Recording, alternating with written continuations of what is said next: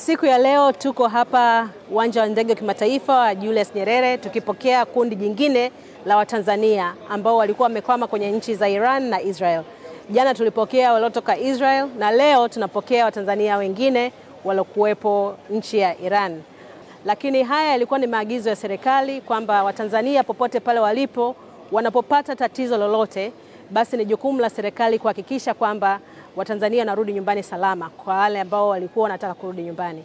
Leo sasa hivi tumewapokea Watanzania 15 ambao wametokea Iran kupitia Falme za Kiarabu. Wengi wao ni wanafunzi walikuwa kule wakisoma, lakini kutokana na machafuko wameona warudi nyumbani kwanza.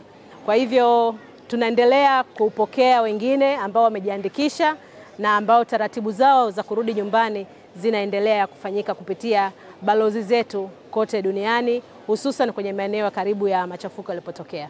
Kwa majina naitwa Tekla George Suna, ni daktari. Nilikuwa Irani nachukua kozi ya specialist ya audiologist nikiwa mwaka wa kwanza.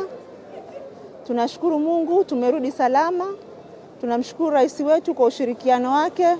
Although tumepitia changamoto nyingi mpaka kufika mahali hapa, lakini tunamshukuru Mungu kwa mikakati na mishikamano tumeweza kufika nyumbani tukiwa salama.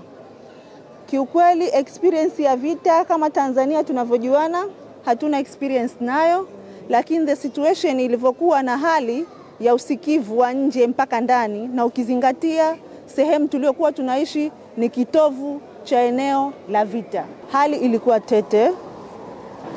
Ukiangalia chuo na sisi wenyewe kidogo kwa makazi tupo ndani, hakuna tena uwezekano kusema njoo huku nenda huku. Ukitoka nje ukiwa ndani usikivu wa mabomu, risasi.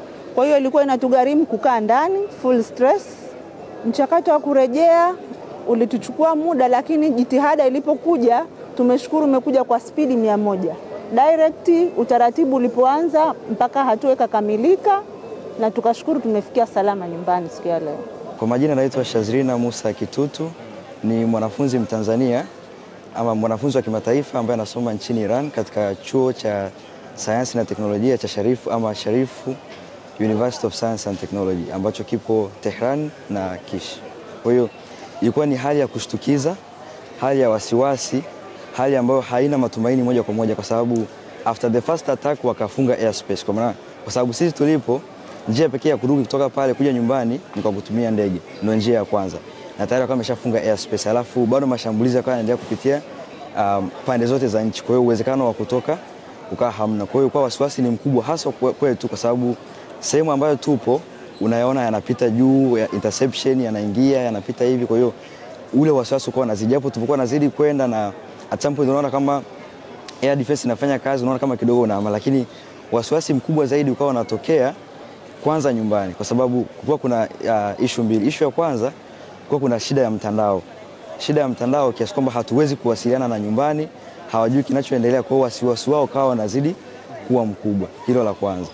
Lakini la pili, ile hali ambayo inazidi kuendelea, kwa sababu leo unakuta mapigano yamelast kwa lisali moja, lakini kesho yanasogea masaa mawili, kesho kutwa yanasogea masaa 5, 6 na kuendelea hivyo. Kwa hiyo na kama ulivyokuwa unaona before kuja kupata ceasefire hizi siku za mwishoni, like kuanzia nafikiri siku ya 9, ya 10, ya 11 na ya 12, mapigano yalizidi zaidi, of course paka na involvement ya nchi zingine ambazo hazikuwepo kwenye initial attacks. Kwa hiyo hali ilikuwa it's very hectic, yani ilikuwa ni mbaya sana, ilikuwa ni ya wasiwasi sana, hali ambayo wallahi ilikuwa haupati matumaini unatokaje ama unasalimikaje, kwa sababu kwa pale hakuna namna.